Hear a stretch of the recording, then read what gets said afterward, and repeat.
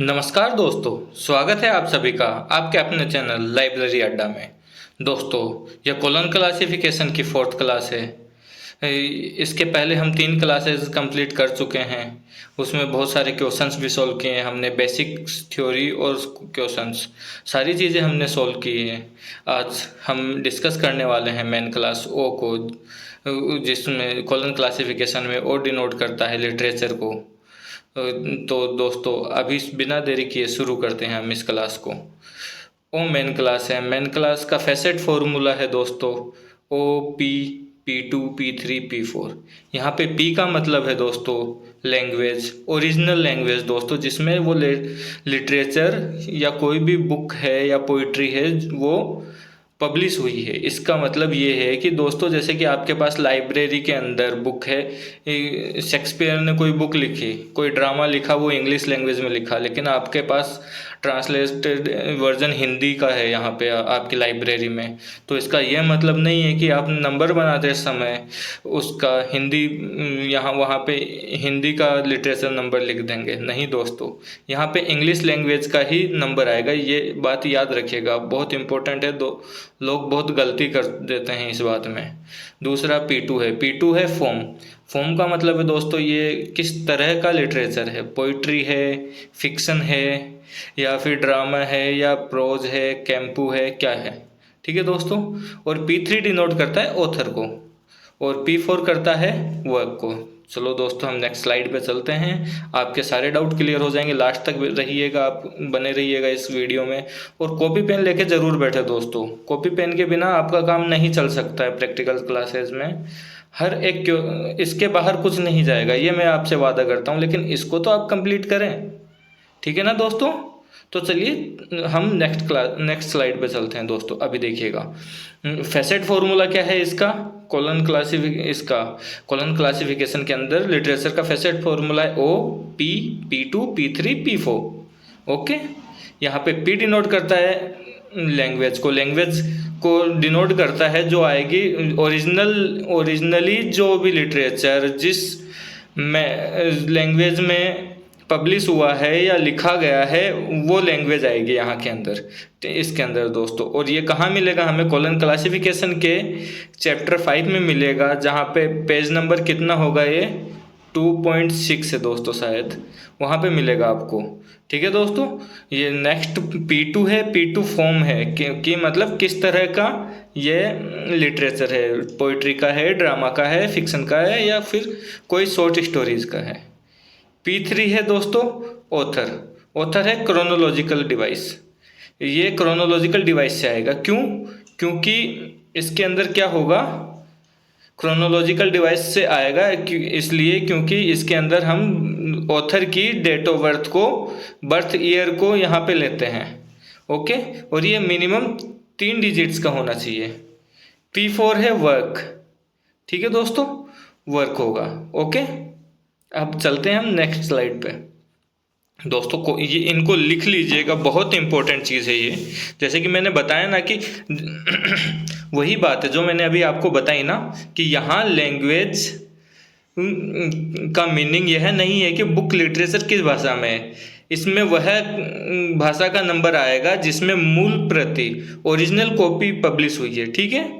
Example, William Shakespeare के द्वारा लिखा गया ड्रामा सर्वप्रथम अंग्रेजी भाषा में प्रकाशित हुआ था। ओके, इसलिए इसकी मूल भाषा अंग्रेजी ही रहेगी। अब हमारी लाइब्रेरी में उसका हिंदी वर्जन उपलब्ध है, तो भी उस पुस्तक का क्लासिफिकेशन करते समय मूल भाषा यानी अंग्रेजी भाषा का ही नंबर आएगा, न कि हिंदी का। ये बात आप लोग याद रखिएगा दोस्तों। और ये बहुत बहुत इम्पोर्टेंट है। ये टॉपिक कंपटीशन के एग्ज़ाम से भी इम्पोर्टेंट है और प्रैक्टिकल के एग्ज़ाम से भी इम्पोर्टेंट है। इस टॉपिक का तो हर एक पॉइंट आप लोगों को याद होना चाहिए दोस्तों। अभी देखिएगा, इम्पोर्टेंट लैंग्वेजेस का नंबर क्या है। जैसे संस्कृत का नंबर है O15, हिंदी का नंबर है O152, इंग्लिश का नंबर है O111, उर्दू का नंबर है O168। दोस्तों, ये कहाँ से आया है? लैंग्वेज आइसोलेट से आया है। ठीक है दोस्तों, अभी हम आगे चलेंगे तो बताऊंगा। देखो यहाँ पे आएगा, ये लैंग्वेज आइसोलेट से आया है। ये सारा इसके अंदर दे रखा है, अभी हम डिस्कस करेंगे। चलिए दोस्तों, यहाँ पे ये 2 पॉइंट रह गए अपने, कि 2 पॉइंट कौन से हैं।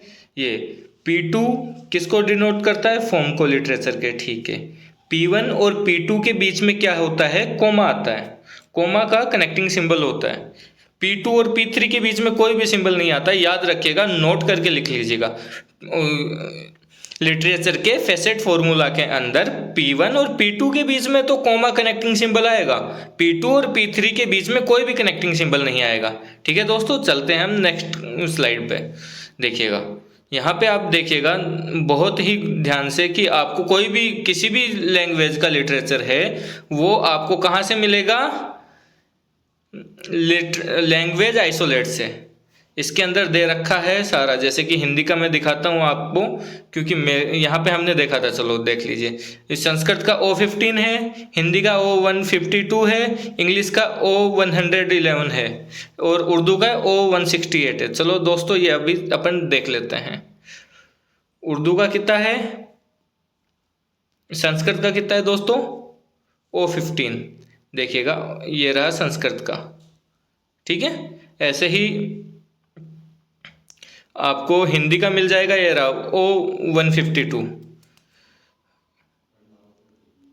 और अभी देखिएगा इंग्लिश का देखते हैं हम।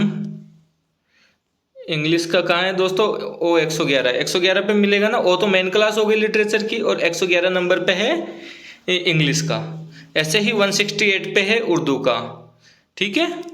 ये बातें आप लोग यहाँ से आप ढूंढ सकते हो, आपको प्रैक्टिकल एग्जाम में बुक मिलेगी, वहाँ पे 2.26 नंबर पेज पे चैप्टर 5 पे आपको ये मिल जाएगा। लेकिन आपको पता होना चाहिए कहाँ पे मिलेगा और कैसे देखना है, इसलिए मैं आपको बता रहा हूँ। ये टाइम आइसोलेट है, इसको हमने पुरानी क्लासेस के अंदर भी शामिल किया था इसको, कि यहाँ पे ये जितने भी हैं ये सेंचुरी को डिनोट करते हैं ना। चलो दोस्तों, अब चलते हैं नेक्स्ट स्लाइड पे। P2 दोस्तों, ये P2 क्या है, यहाँ पे P2 किसको डिनोट करता है, अभी हमने डिस्कस किया था। P2 डिनोट करता है फॉर्म को, और P1 और P2 का कनेक्टिंग सिंबल होता है कोमा, ठीक है। इसके अंदर क्या है कि टाइप्स ऑफ लिटरेचर हैं, ये कैसे कैसे हो सकते हैं, देखिएगा एक सेकेंड। हाँ, अभी कैसे कैसे हो सकते हैं दोस्तों, पोइट्री भी हो सकती है, ड्रामा भी हो सकता है, फिक्शन भी हो सकता है, लेटर भी हो सकता है, कोई लेटर लिखेगा किसी लैंग्वेज में, ओरेशन हो सकता है, प्रोज हो सकता है, कैंपू हो सकता है, ठीक है। जैसे कि अभी ये इसके सामने मैंने जो ये नंबर लिखे हैं, ये इनके नंबर दे रखे हैं कॉलन मेन क्लास के अंदर। मेन क्लास की आगे मैंने वो भी इंक्लूड की है, स्क्रीनशॉट भी इंक्लूड किया, दिखाता हूँ मैं आपको,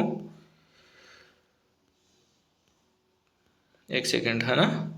हाँ, देखिएगा दोस्तों, यहाँ पे थोड़ा सा जूम कर देता हूँ मैं आपके लिए।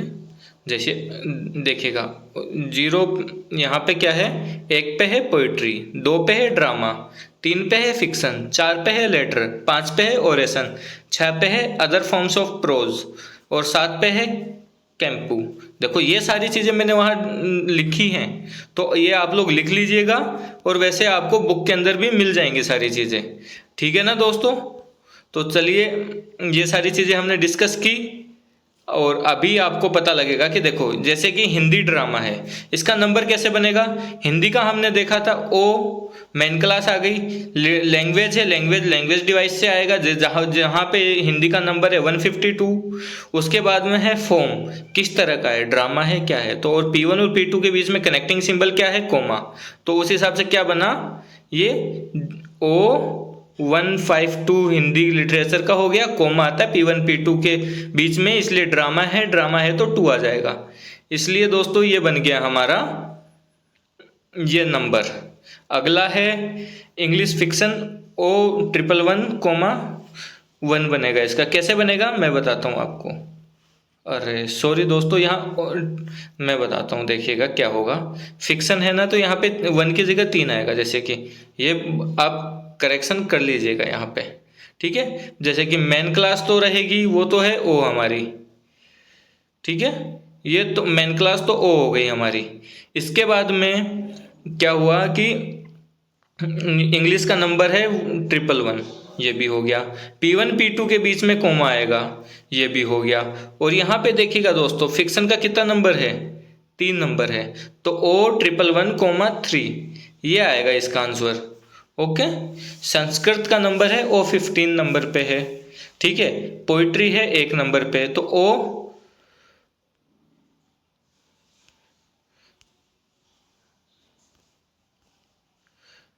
O15,1। चलिए ठीक है दोस्तों, ये बन गया।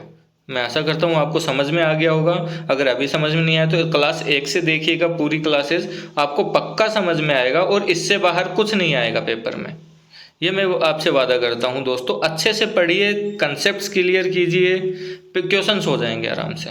P3 किसको डिनोट करता है, P3 डिनोट करता है ऑथर को, ऑथर फैसेट है ये, है ना। तो देखिएगा दोस्तों इसके अंदर ऑथर फैसेट है, तो यहाँ पे थ्योरी दे रखी है मैंने इसकी, ये देखिएगा।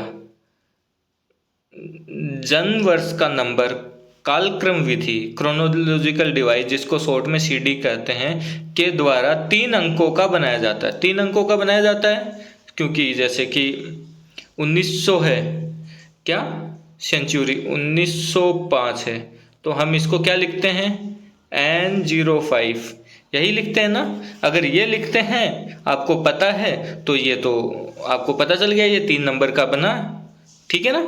जैसे कि अभी आगे वाला क्या है, अभी हम डिस्कस करते हैं। यदि लेखक का जन्म वर्ष ज्ञात न हो, जन्म शताब्दी का पहला alphabet CD, alphabet device CD, लेखक के नाम का प्रथम अक्षर P3 के स्थान पे आएगा। दोस्तों ये हम जब आगे सॉल्व करेंगे एक एग्जाम्पल तो आपको समझ में आ जाएगा, इसकी चिंता मत कीजिए। आप लास्ट तक बने रहिए, हर एक क्वेश्चन को कॉपी में लिखिए, प्रैक्टिस कीजिए, और एक बार में नहीं समझ में आए तो दूसरी बार में आप ज़रूर देखिएगा वीडियो को, आपको ज़रूर से समझ में आ जाएगा। और इसके अंदर से हर प्रैक्टिकल एग्जाम में या हर कम्पिटिटिव एग्जाम में ज़रूर क्वेश्चन आता है, 1 या 2 क्वेश्चन ज़रूर आता है, और प्रैक्टिकल एग्जाम में तो इसमें से 2-3 क्वेश्चन भी आ जाते हैं कई बार। ये तो बहुत इंपॉर्टेंट है ये मेन क्लास। दोस्तों अभी है मुंशी प्रेमचंद, मुंशी प्रेमचंद है तो ये क्या है, मुंशी प्रेमचंद 1880 में पैदा हुए। और देखिएगा अभी इसके अंदर मैं इधर आ जाता हूँ, इसके अंदर 1880, 1800 सेंचुरी को क्या डिनोट कर रहे हैं यहाँ पे, एम डिनोट कर रहे हैं ना दोस्तों। तो चलो चलते हैं अब आगे। यहाँ पे एम डिनोट करता है 18th सेंचुरी को, उसके बाद में 80 को 80 लिख देंगे, ये बन गया। ये ऑथर फैसेट के अंदर ये नंबर आएगा ऑथर की जगह, ठीक है। ऐसे ही बनेगा, जैसे कि जयशंकर प्रसाद जी हैं, वो 1868 में उनका बोर्न है, तो एम हो गया उनका सेंचुरी और 68 आ गया वो नंबर, तो क्या हो गया, M68 बन गया। चलो दोस्तों चलते हैं नेक्स्ट स्लाइड पे। ये दोस्तों बहुत ही इम्पोर्टेंट है, ये वर्क को डिनोट करता है कि मतलब ये कौन सा वर्क है उनका। तो जैसे कि किसी का 1 से लेके 8 तक के वर्क है, मतलब 8 बुक्स लिखी है उनने, 8 लिटरेचर, तो उनका फर्स्ट रो में इधर से ही बन जाएगा दोस्तों, इधर से ही बन जाएगा। और अगर किसी ने क्या है कि देखिएगा, 1 सेकंड दोस्तों वापस से बताता हूँ। 1 से 8 तक के वर्क के लिए सबसे लेफ्ट वाला कॉलम क्या है दोस्तों, 1 सेकंड, हाँ लेफ्ट वाला कॉलम है ये जो आपको दिख रहा होगा अभी। और यहाँ से लेफ्ट वाले कॉलम से 1 लेंगे, 1 कौन सा लेंगे दोस्तों, क्योंकि इसके सामने 1 2 3 4 5 6 7 8 के सामने तो 1 यही है ना, तो 1 उठा लेंगे हम, ये याद रख लीजिए, 1 आएगा यहाँ से। ये मैं टेबल भी बनाना सिखा दूंगा आपको। और उसके बाद में नंबर लिखेंगे, जैसे 5th है तो जैसे किसी का 5th वर्क है तो 1 5 आ जाएगा उसकी जगह 4th पर्सनैलिटी में।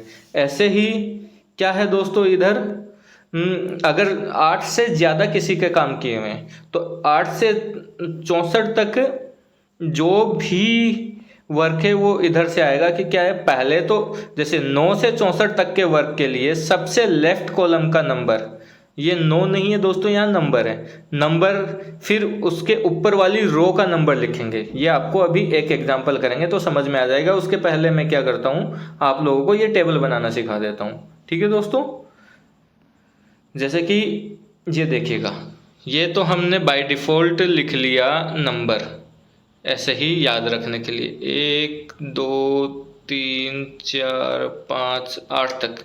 ठीक है, अब क्या है कि अब आगे लिखेंगे हम 1 2 3 4 5 6 7 8, फिर यहाँ 9 से स्टार्ट कर देंगे, 9 10 11 12 13 14 15 16, ऐसे ही लास्ट 64 तक यहाँ पे ये टेबल बनी है। एक बार वापस से देख लीजिए, ऐसे ही बनी है ये दोस्तों टेबल। आप कॉपी में बना लीजिएगा, ये आपको आनी चाहिए, नहीं तो आपको ये तो आप ढूंढते रहोगे, आपको शायद मिले या ना मिले कॉलम क्लासिफिकेशन की बुक में।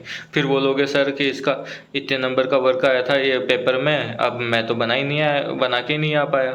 दोस्तों ये पेड कंटेंट में भी नहीं मिलेगा आपको ये सब डाटा, इसलिए मैं बोल रहा हूँ कॉपी बना के अच्छे से कीजिएगा, आपको कहीं नहीं मिलेगी इतनी डीप इन्फॉर्मेशन दोस्तों। जैसे कि अभी हम डिस्कस कर लेते हैं, जैसे कि कफन, ये एग्जाम्पल है, Kafan by Munshi Premchand, born in 1880, his 25th work. ठीक है दोस्तों, जैसे कि अब इसकी मेन क्लास तो हो गई ओ, है ना, हो गई ना, मेन क्लास तो हो गई ओ। कफन हिंदी के अंदर है तो 152 हो गया। उसके बाद में ये P1 हो गया ना, P2 क्या है कि फिक्सन है ये। ठीक है, तो फिक्सन है तो ये कोमा लग के 3 आ जाएगा, हो गया यहाँ तक। अभी 1880 है, ये P3 को डिनोट करता है, ऑथर को, ऑथर का यहाँ डेट वो आएगा, क्या आएगा, बर्थ ईयर आएगा, तो M80 हो गया। उसके बाद में दोस्तों ये 25th वर्क है, चलो ये हम डिस्कस करते हैं। यहाँ पे क्या आया, 41 आएगा। 41 कैसे आएगा मैं दिखा देता हूँ, क्योंकि ये उड़ जाएगा यहाँ से, इसलिए मैं बता रहा था आपको। देखिए 25th वर्क था ना उसका, तो 25th वर्क यहाँ पे देखना है हमें इस टेबल में। तो इसका पहले तो यहाँ वाला देख लेना है, ये 4 हो गया, फिर इसकी ऊपर वाली लाइन लेनी है, 1 हो गया, तो हो गया ना 41, यही 41 आया है दोस्तों वहाँ पे। ठीक है, चलिए अब हम नेक्स्ट क्वेश्चन करते हैं, ये आपको समझ में आ जाएगा। देखिएगा, हैमलेट बाय विलियम शेक्सपियर, वो क्या थे, इंग्लिश फिक्सन है, बोर्न इन 1564 AD, ये इनका पहला वर्क था। ठीक है दोस्तों, इंग्लिश लिटरेचर का नंबर हमने देखा था, क्या है, O111 हो गया, P1 आ गया, 111। उसके बाद में ये फिक्सन है तो 3 आ गया। उसके बाद में 1564 है, तो 1500 सेंचुरी को क्या डिनोट करता है, जे डिनोट करता है दोस्तों। तो ये क्या हुआ कि यहाँ पे जे और 64 की जगह 64 आ गया। उसके बाद में क्या है, इनका फर्स्ट वर्क है, तो मैंने क्या बोला था, पहले वाली लाइन के 1 से 8 तक का है, तो पहले वाली लाइन का 1 उठाना है यहाँ पे कॉर्नर वाला, तो वो 1 आ गया। और जिस नंबर का नंबर है, जैसे इनका फर्स्ट वर्क है तो 1 आ जाएगा ये। और यहाँ पे क्या नाम है, अगर कौन सा वर्क होता, 8th वर्क होता तो ये 8 आ जाता, तो मतलब ये बनता कितना, ये 11 की जगह क्या बन जाता, 18 बन जाता। ठीक है, इनके अगर 8th वर्क की बात होती, और 9th वर्क होता तो क्या करते हैं हम अलग तरीके से, जैसे ये 41 वाला निकाला ना वैसे निकालते। तो चलिए मैं आपको ये भी बता देता हूँ 11 कैसे आया। ठीक है दोस्तों, देखिएगा यहाँ पे है, ये एक ही कार्य है इनका, तो ये 1 आ गया इनका, पहले तो लेफ्ट वाला लेना है, ये ले लिया हमने 1, उसके बाद ये आ गया। ऐसे ही जैसे कि अगर उनका 4th वर्क होता तो हम क्या करते हैं, सबसे पहले लेफ्ट वाला 1 लेते, उसके बाद में 4 ले लेते हैं, तो क्या बनता, 1 4 आ जाता लास्ट में वर्क के स्थान पे P4 में। ठीक है दोस्तों, चलिए हम चलते हैं नेक्स्ट स्लाइड पे। अब दोस्तों अब इसके अंदर लिटरेचर के मेन क्लास के अंदर कुछ कॉमन आइसोलेट भी यूज होते हैं, जैसे कि एक तो बायोग्राफी यानी जीवनी। ठीक है, जीवनी के बारे में डिस्कशन होता है इसके अंदर। ये कैसा आइसोलेट होता है, एंट्रियोराइजिंग कॉमन आइसोलेट, ACI। ठीक है। बायोग्राफी दो तरह की हो सकती है दोस्तों, या तो इंडिविजुअल होगी, व्यक्तिगत जीवनी होगी, दूसरा होगी सम्मिलित जीवनी या कलेक्टिव जीवनी। कलेक्टेड नहीं है, कलेक्टिव है, कोई बात नहीं, एक ही मतलब निकल रहा है, आप लोग समझ जाइए बस, ठीक है। जैसे कि इस केस में कनेक्टिंग सिंबल, इसका कनेक्टिंग सिंबल क्या होता है, यहाँ भी लिखा है W, इसका कनेक्टिंग सिंबल क्या होता है, W होता है, ऑथर फेसेट के बाद में यूज होगा। इंडिविजुअल होगा तो ऑथर फेसेट क्या है, P3, उसके बाद में यूज होगा। लेकिन अभी देखिएगा दोस्तों, कलेक्टिव जीवनी है, कलेक्टिव जीवनी है, सम्मिलित जीवनी, तो इसमें यदि कई लेखकों की जीवनी एक साथ है तो सबसे जवान यंगेस्ट ऑथर, जो यंगेस्ट ऑथर होगा कि जन्म वर्ष को एलईडी भी पूछा जाता है, कई कॉम्पिटिटिव एग्जाम में भी पूछा जाता है। एलईडी की फुल फॉर्म क्या होती है, एलईडी की फुल फॉर्म है लास्ट इफेक्टिव डिकेड के रूप में करनी चाहिए, तथा डब्लू का लेखक पक्ष से पहले लगना चाहिए, ठीक है। डब्लू को लेखक, यहाँ पे तो देखो इंडिविजुअल हुई तो ऑथर फेसेट के बाद में आएगा, और कलेक्टिव हुई तो ऑथर फेसेट के पहले आएगा। मतलब इंडिविजुअल हुई तो P3 कब आएगा, इसके बाद में आएगा, P3 के बाद में आएगा W, और ये कम्युलेटिव हुई तो ये पहले W आएगा फिर P3 आएगा, और ये W स्मॉल वाला है दोस्तों, कैपिटल में नहीं है, ये भी याद रखिएगा। चलिए हम नेक्स्ट स्लाइड पे चलते हैं, अभी एग्जाम्पल से आपको क्लियर हो जाएगा सारा। अभी देखिएगा एग्जाम्पल है biography of Sanskrit drama. Biography of Sanskrit drama, ये इंडिविजुअल तो हो नहीं सकती, एक जने की तो जीवनी है नहीं, संस्कृत ड्रामा तो बहुत सारे हो सकते हैं, बहुत सारे होंगे, इसलिए इसमें यंगेस्ट बोर्न भी दे रखा है, यंगेस्ट बोर्न है 1935। देखिएगा, इसको याद रखने के लिए मैं बता दूं, जैसे कि एक अकेला थक जाएगा साथ ही हाथ बढ़ाना, ये लाइन याद है ना आप लोगों को, एक अकेला थक गया तो मतलब P3 के बाद में आएगा W, अगर पीछे रह गया ना वो, इसलिए। और कलेक्टिव सारे मिलके कर रहे हैं तो P3 के पहले आ जाएगा W। क्यों आएगा पहले W, क्योंकि सारे मिलके काम कर रहे हैं इसलिए पहले आएगा। याद रखने के लिए ऐसे कर लीजिएगा आप लोग दोस्तों। जैसे कि अभी ये इसका नंबर कैसे बनेगा, मेन क्लास तो O हो गई, संस्कृत है तो इसका नंबर 15 है, हमने पहले लिखा था, या लैंग्वेज डिवाइस से आप जाके चेक कर सकते हैं, अगर आपके पास कॉलन क्लासिफिकेशन की बुक है या PDF डाउनलोड कर लेंगे वहां से तो मिल जाएगी आपको। P1, और इसके बाद क्या है, ये ड्रामा है तो ड्रामा का नंबर 2 है, और P1 और P2 के बीच में कनेक्टिंग सिंबल क्या आता है, कोमा आता है। इतनी बात हो गई। और अब मेन बात है दोस्तों, ये 1935 है, ठीक है, ये 1935 है, तो इसके अंदर क्या करते हैं, लेटेस्ट इफेक्टिव डिकेड की बात की है ना, तो LED की बात की है, तो जैसे कि 1928 है, तो इसको लिखने के लिए हम क्या यूज करेंगे, इसके पहले लास्ट वाला हटा देंगे तो जो बचेगा वो आ जाएगा यहाँ पे, तो क्या होगा, ये 2 आ गया। ऐसे ही जैसे 45 है तो ये 40 से स्टार्ट होता है ना ये वाला डिकेड, तो इसको हटा देंगे, 40 का 4 आ जाएगा यहाँ पे, ऐसे लिखा जाता है इसमें। तो जैसे कि इसका मेन क्लास क्या बनेगा दोस्तों, कि जैसे कि नॉर्मल व्यक्ति बनाएगा तो क्या बनाता, O15 हो गया, इसके बाद 2 आ गया, ठीक है। अभी ये 2 तो आपको पता कम्युलेटिव है तो W तो आना ही आना है, स्मॉल W है, ये स्मॉल W आएगा, उसके बाद में N35 कर देता है ना। लेकिन आप लोगों को क्या याद रखना है, LED इफेक्टिव डिकेड है तो ये 30 से स्टार्ट होता है, तो ये 30 वाला लास्ट वाला खाली 5 नहीं आएगा, खाली 3 ही आएगा, ये मिटा देना। आपको याद रखने के लिए ऐसे करना है कि लास्ट वाला डिजिट उड़ा देना है, ये बनेगा ये इसका नंबर, ठीक है ना दोस्तों।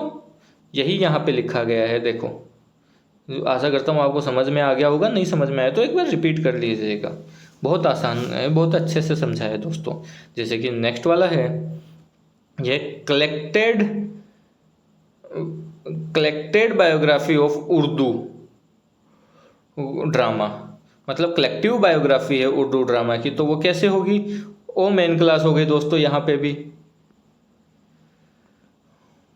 ओ मेन क्लास हो गई है ना। उसके बाद में क्या 168 नंबर देखा था हमने उर्दू का, उसके बाद में क्या है, ये ड्रामा है तो ड्रामा का नंबर 2 आएगा P2 में। P3 क्या है, ऑथर क्या है, N45 है तो यहाँ का क्या होगा, ये 5 हट जाएगा दोस्तों, तो N ही बचा, N4 बचा। और यहाँ पे ये कम्युलेटिव वो है, कलेक्टिव बायोग्राफी है, मतलब सम्मिलित बायोग्राफी है, तो यहाँ पे क्या आ जाएगा दोस्तों, स्मॉल w आ जाएगा। ठीक है, तो क्या बना O168,2WN4 ये नंबर बना। ठीक है दोस्तों, हम चलते हैं नेक्स्ट स्लाइड पे। अब जैसे कि इंडिविजुअल बायोग्राफी आ गई, इंडिविजुअल बायोग्राफी का एग्जांपल आएगा तो कैसे बनेगा, बायोग्राफी ऑफ तुलसीदास, इतना है ना। तो बायोग्राफी ऑफ तुलसीदास में क्या आएगा कि ये मेन क्लास क्या हुई इसकी, ओ हिंदी का है 152 हो गया, कोमा ये क्या है पोइट थे इसलिए 1 आ जाएगा यहाँ पे। इसके बाद में क्या होगा कि ये इनका क्या है कि अभी इस यहाँ पे क्या इंडिविजुअल है तो पीछे की साइड आएगा W, अकेला पीछे रह गया ना W इसमें, तो पहले J34 आ गया क्योंकि 1500 को क्या डिनोट करता है, J डिनोट करता है। ये टाइम आइसोलेट से अभी हमने देखा था, और अभी वापस से आप देख लीजिएगा, रिपीट करके देख लीजिएगा जाके अगर नहीं समझ में आया हो तो। और लास्ट में क्या आएगा W आ जाएगा, ये नंबर बन गया इसका। ऐसे ही बायोग्राफी ऑफ अब देखिए दोस्तों next example, biography of Shakespeare born in 1564। ये कैसे बनेगा दोस्तों, बायोग्राफी ऑफ शेक्सपियर है तो ये मेन क्लास क्या हो जाएगी ओ यहाँ पे, और इंग्लिश के हैं ये लिटरेचर के, तो इंग्लिश लिटरेचर से रिलेटेड हैं तो 111 आ जाएगा दोस्तों। उसके बाद में ये ड्रामेटिस्ट थे तो ये 2 आ जाएगा। उसके बाद में 1564 का क्या बन गया, 64 बन गया। और ये इंडिविजुअल है तो मतलब W बाद में आएगा, ऑथर के बाद में आएगा, तो ये बन गया इसका नंबर। ठीक है दोस्तों, तो चलिए हम चलते हैं नेक्स्ट स्लाइड के ऊपर। दोस्तों जैसे बायोग्राफी होती है वैसे क्रिटिसिज्म भी होता है इसके अंदर। क्रिटिसिज्म कैसे होता है दोस्तों, जैसे कि कोई भी बायोग्राफी भी लिखी जाती है लिटरेचर में, लिटरेचर्स का क्रिटिसाइज भी किया जाता है, उसी तरह से क्रिटिसिज्म होता है। ये क्या होता है दोस्तों, क्रिटिसिज्म है ये PCI, पोस्टरियोराइजिंग कॉमन आइसोलेट है। इसमें क्रिटिसिज्म क्या है, पोस्टरियोराइजिंग एनर्जी कॉमन आइसोलेट बोला जाता है। इसका कनेक्टिंग सिंबल है दोस्तों G, ये एनर्जी का साइन है कोलन, इसके बाद में ही यूज होता है ये इसका ऐसे। ठीक है, जैसे कि अब एग्जांपल देखिएगा दोस्तों यहाँ पे कि क्रिटिसिज्म ऑफ लिटरेचर, तो लिटरेचर क्या है, लिटरेचर की मेन क्लास O है, उसके साथ कनेक्टिंग सिंबल कोलन एनर्जी का और उसके बाद G, ये नंबर बनेगा। ऐसे ही देखिएगा ये लव है, लव S से डिनोट करते हैं, और इसके बाद में क्या है दोस्तों, यहाँ पे कोलन 55 ये नंबर होता है, ये याद रख लीजिएगा। जैसे कि अभी ये कई बार पूछ लेता है कोई एग्जाम में, आप 1-2 बार प्रैक्टिस करेंगे तो आपको याद रह जाएगा। तो जैसे लव ऑफ हिंदी पोइट्री है, तो लव ऑफ हिंदी पोइट्री है दोस्तों, इसमें क्या हुआ, हिंदी और मेन क्लास तो हो गया लिटरेचर, इसके अंदर हिंदी का कितना नंबर है 152 हो गया दोस्तों। उसके बाद में क्या पोइट्री है, तो P2 क्या हो गया, पोइट्री P1 152 हो गया, P2 क्या हुआ पोइट्री हो गया, 1 आ गया उसकी जगह। उसके बाद में कॉमन आइसोलेट क्या आएगा G, क्रिटिसिज्म वाला। उसके बाद में क्या होगा, ब्रैकेट में S ये कोलन 55, ये याद रखिएगा। इसका ये जैसे मैथ में हम फॉर्मूला याद करते हैं ना, उसी तरह से ये याद रख लीजिएगा, इसका स्ट्रक्चर है। लव के बारे में पूछ ले, लव ऑफ इंग्लिश लिटरेचर भी दे सकता है, यहाँ पे लव ऑफ इंग्लिश लिटरेचर देता तो कैसे बनता दोस्तों, O111 कोमा पोइट्री है तो 1 हो जाता है। यहाँ पे लव इन इंग्लिश पोइट्री की बात कर रहे हैं दोस्तों, O111 ये कोलन G ब्रैकेट में S कोलन 55 ये आएगा दोस्तों। ठीक है, ये बनता। अभी चलते हैं हम नेक्स्ट स्लाइड पे। जैसे कि अब हम क्वेश्चन सोल्व करेंगे। जैसे पहला क्वेश्चन है हिंदी पोइट्री दोस्तों, मेन क्लास हो गई O, हिंदी हमने अभी देखी थी कहाँ पे, हिंदी कहाँ पे थी दोस्तों, लैंग्वेज डिवाइस में थी, हमने देखी थी ना 152 नंबर है, 152 हो गया। ये पूरा नंबर नहीं बना दोस्तों, यहाँ पे ये थोड़ी सी कमी रह गई है, तो P2 आएगा, पोइट्री P2 है तो क्या नाम है, कोमा आ जाएगा, P1 P2 के बीच में कोमा रहता है जैसे कि दोस्तों यहाँ पे है, और P2 P3 के बीच में कोमा नहीं आएगा, और P3 P4 के बीच में भी कोमा है।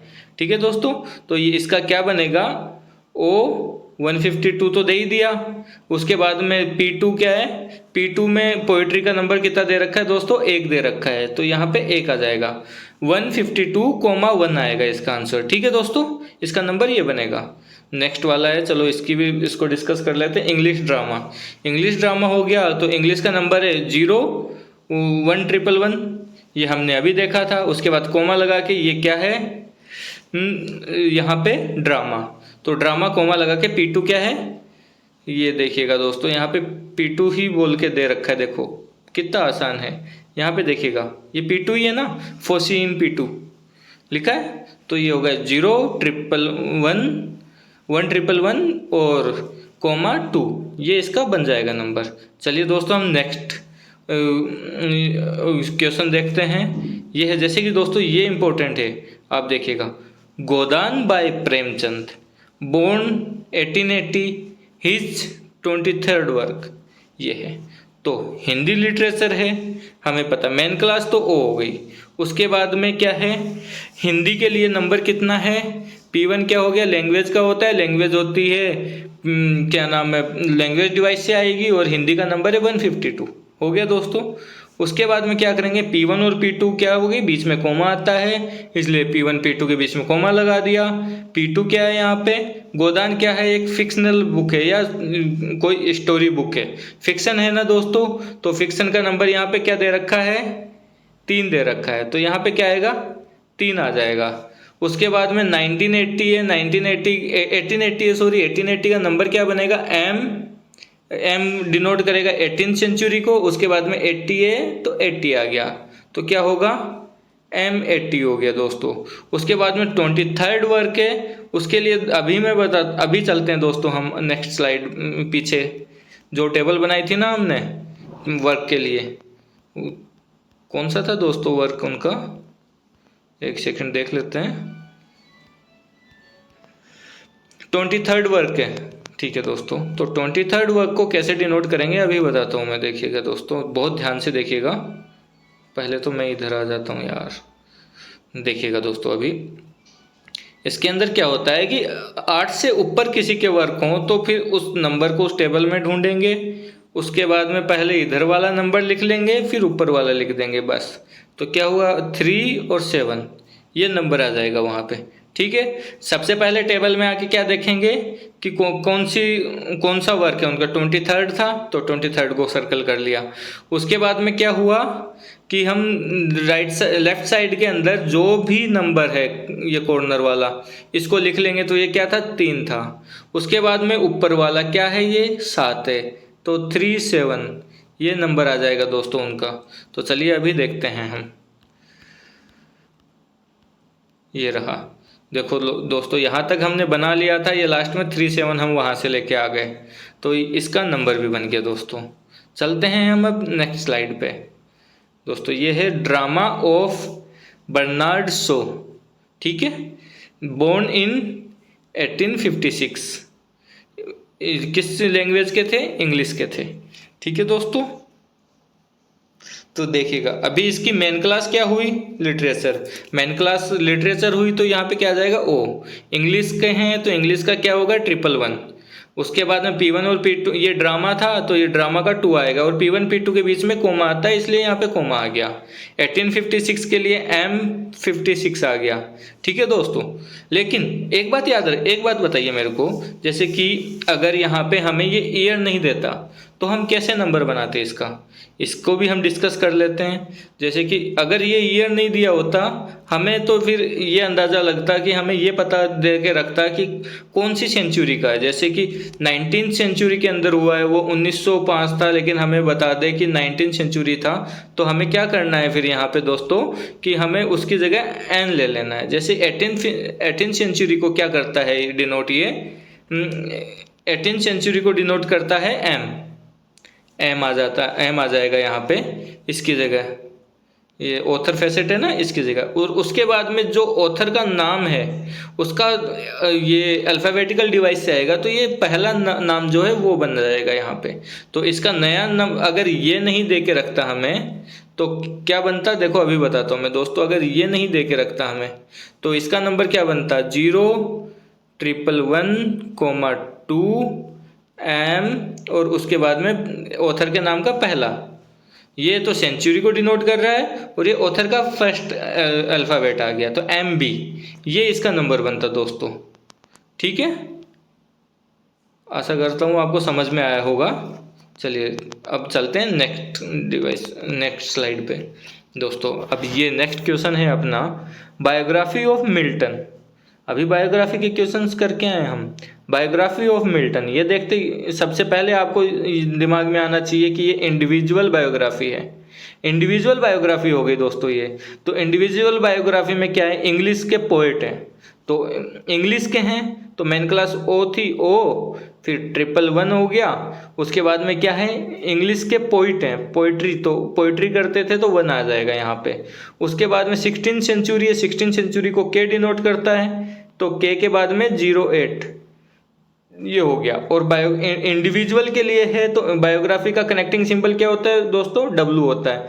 लेकिन इंडिविजुअल के लिए है तो ऑथर फेसेट के बाद में आएगा। और उसके अगर कम्युलेटिव का है तो ऑथर फेसेट के पहले आएगा। ठीक है, P3 के, तो ये P3 का ये W बाद में आएगा। तो ये बन गया इसका answer O11 coma 1K 08W। ठीक है, यही आंसर दोस्तों यहाँ पे लिखा है, कोई एरर नहीं है इसके अंदर। ठीक है, नेक्स्ट वाला है जैसे कि biography of English authors youngest born in 1928। ठीक है दोस्तों, ये है जैसे कि ये अब किसका एग्जाम्पल हो गया, ये कम्युलेटिव का एग्जाम्पल हो गया दोस्तों। मैंने बार बार रिपीट करके एग्जाम्पल इसीलिए लिए हैं कि ताकि आपको इस वीडियो के एंड तक सब कुछ याद हो जाए। तो बायोग्राफी ऑफ इंग्लिश ऑथर है ये यंगेस्ट बोर्न इन 1928। ठीक है, इसका कैसे बनेगा, इंग्लिश ऑथर है तो इंग्लिश ऑथर के लिए 0 111, ये तो याद हो ही गया इंग्लिश का नंबर। इसके बाद में ये क्या है, इंग्लिश ऑथर्स का, ये तो फिर ये फिक्शंस लिखते थे ऑथर, तो इसलिए यहाँ पे 3 आ गया। इसके बाद में क्या हुआ, ये कम्युलेटिव बायोग्राफी है तो इसके W पहले आ जाएगा, तो ये छोटा W है, ये पहले आ गया। उसके बाद में ये 19th सेंचुरी को क्या डिनोट करता है, N। बायोग्राफी में हमने क्या डिसाइड किया था कि LED के अनुसार आएगा यहाँ पे, तो N28 आना चाहिए इसमें, तो इसकी जगह ये 8 हट जाएगा और खाली क्या आएगा दोस्तों, N2 ही आएगा, है ना। तो ये इसके आगे क्या बना, ये N और 2, ये इसका नंबर बन गया। ठीक है ना दोस्तों, चलिए अब चलते हैं नेक्स्ट स्लाइड पे। ये बहुत इम्पोर्टेंट है, अभी आप लोग याद कीजिएगा क्योंकि मैं पॉइंट बीच में डालना भूल गया था, तो आप लोगों को अब याद करना बहुत ज़रूरी है ये। जैसे कि कलेक्शन ऑफ हिंदी पोइट्री में जब एग्जाम्पल्स ले रहा था तब याद आया मेरे को ये। जैसे कलेक्शन ऑफ हिंदी पोइट्री है, हिंदी पोइट्री, जैसे कि हिंदी पोइट्री का तो हम पहले भी बना के आ चुके हैं, अभी भी बना सकते हैं। जैसे ओ हिंदी का नंबर है, P1 है 152, P2 है 1, ये हो गया। अब इसके बाद में हमें अगर कलेक्शन आए तो इसको हम स्मॉल x से डिनोट करते हैं दोस्तों, ये याद रखिएगा। कलेक्शन है ना, P2 के बाद में आएगा और स्मॉल x आएगा। ठीक है, तो ये बात आप लोग याद रख लीजिएगा। ठीक है, चलो हम अब नेक्स्ट एग्जांपल देख लेते हैं कि क्रिटिसिज्म ऑफ इंग्लिश ड्रामा। यहाँ पे क्रिटिसाइज किया जा रहा है। क्रिटिसिज्म किस तरह का, कॉमन आइसोलेटेड दोस्तों, PECI, posterising energy common isolate. Energy है तो इसका कनेक्टिंग सिंबल क्या आएगा, कोलन आएगा। ठीक है दोस्तों, इतनी बात आपको देखते ही दिमाग में आनी चाहिए। तो मेन क्लास हो गया, इसका क्या हुआ, मेन क्लास O। इसके बाद में इंग्लिश का नंबर है 111, P1 के बाद में क्या होता है, कोमा P2 के लिए। और ड्रामा कौन से नंबर पे दोस्तों, यहाँ पे P2 में 2 नंबर पे, तो ये 2 आ गया। अब क्रिटिसिज्म हो रहा है, इसका क्रिटिसाइज कर रहा है तो ये कोलन आ जाएगा। और उसके बाद में क्रिटिसिज्म का ये डिनोट करने का अल्फ़ाबेट क्या है, G, तो ये नंबर बन जाएगा दोस्तों इसका O11,2:G। ठीक है दोस्तों, चलते हैं हम नेक्स्ट स्लाइड पे दोस्तों। आज की क्लास में इतना ही था। मेरे को आशा करता हूँ कि आप लोगों को सब कुछ समझ में आया होगा। एक बार समझ में नहीं आए तो दोस्तों दूसरी बार देख लेना। ये ऐसा कंटेंट आपको किसी भी पेड वर्जन में भी नहीं मिलेगा, पेड क्लासेस में नहीं मिलेगा। मैं आपको फ्रीली अवेलेबल करवा रहा हूँ, क्योंकि मैं लाइब्रेरी साइंस को हर घर में हर लाइब्रेरियन होना चाहिए, मेरा ये मुहिम है दोस्तों। क्योंकि लाइब्रेरी के बिना कोई भी रिसर्च या कुछ भी संभव नहीं है। इसलिए दोस्तों लाइब्रेरी जितनी अच्छी होगी उतना ही हमारा देश विकसित होगा। इसलिए आप लोग पढ़ते रहिए, अच्छे से मन लगा के पढ़िए, साइड ऑप्शंस रख के मत पढ़िए इसको। चलो दोस्तों, आज के लिए मैं विदा लेता हूँ। मिलते हैं अगली क्लास में। जय हिंद, जय भारत।